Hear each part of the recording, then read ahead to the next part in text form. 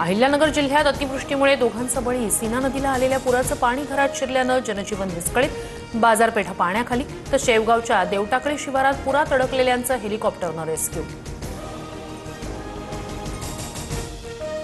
छत्रपती संभाजीनगरच्या गंगापूर तालुक्यात ढगफुटी सदृश्य पाऊस। जायकवाडी धरणाच्या 27 दरवाजांमधून 2,81,000 क्युसेकनं पाण्याचा मोठा विसर्ग।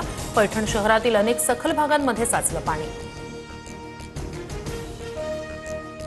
सोलापुरात पूरग्रस्तांना 10 किलो गहू तांदळासह तूर डाळही देणार। बुधवारपासून बाधितांच्या खात्यात 10,000 रुपये आणि विद्यार्थ्यांना मोफत पुस्तकं मिळणार। जिल्हाधिकारी कुमार आशीर्वाद यांची माहिती। अतिवृष्टीमुळे संकटात सापडलेल्या बळीराजाच्या मदतीसाठी देवस्थानांचा हातभार। साई संस्थांकडून मुख्यमंत्री सहाय्यता निधीसाठी 1 कोटींची मदत। संत गजानन महाराज संस्थांकडून 1,11,00,000 रुपयांचा धनादेश।